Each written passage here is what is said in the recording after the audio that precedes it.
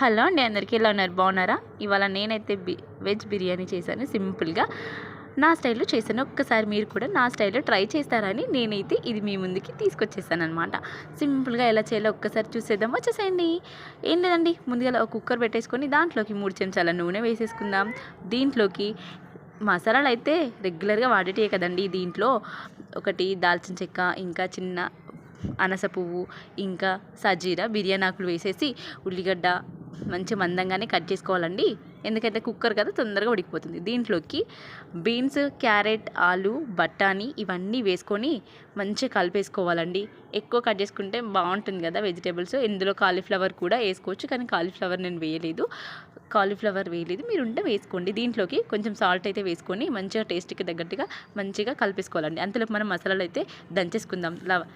ధనియాలు, ఆవాలు, మెంతులు, ఇంకా చెక్క అన్నీ కలిపి దంచి పౌడర్ చేసుకున్నాను. దీంట్లోకి నేను ఎల్లిపాయలు, పచ్చిమిర్చి పేస్ట్ అయితే మంచిగా వేసేసుకుంటున్నాను. దీంట్లోకి అల్లం వెల్లిగడ్డ వేసి కలిపేసుకొని ఏవైతే మనమైతే మసాలాలు కానీ దంచి పెట్టేసుకున్నాం కదా మంచిగా, అంతలోపు చూడండి ఎల్లిపాయలు ఇంకా నేను పచ్చిమిర్చి దంచి వేసుకున్నాను. ఆ పేస్ట్ని అయితే దీంట్లో వేసేసుకుంటున్నాను. వేసేసి మంచిగా కలిపేసుకుంటున్నాను అనమాట.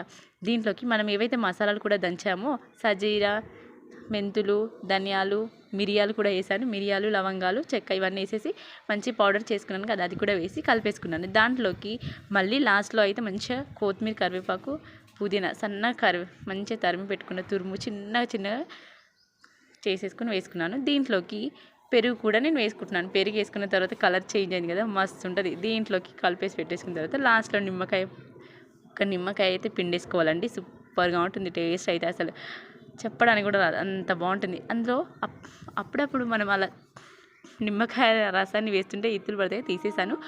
మీరైతే అది ఉండే దాంతో పిండేసేయండి.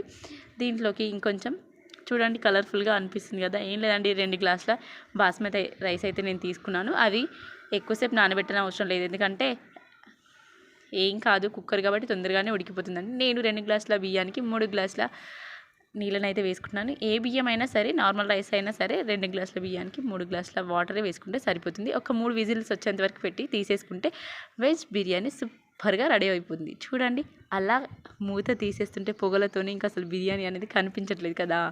నా స్టైల్లో ఇలా మేము సింపుల్గా బిర్యానీ అయితే చేసుకున్నాము. దీంట్లోకి అయితే చూడండి ఆలు ఇవన్నీ కనిపిస్తున్నాయి కదా, ఒక ప్లేట్లోకి అయితే సర్వ్ చేసుకుంటే చాలా బాగుంది. వేడిగా ఉంది కదా, అందుకే సరిగ్గా కనిపించట్లేదు. ఆవిరంతా పోయాక ఎంత బాగా కనిపిస్తుంది కదా, క్యారెట్లు, బీన్స్, ఆలు చాలా బాగుంది. దీంట్లోకి అయితే నేనైతే చికెన్ పచ్చడి పెట్టానండి. అంచుకైతే చికెన్ పచ్చడి వేసేసుకున్నాము. దీంట్లోకి ఒక 4-5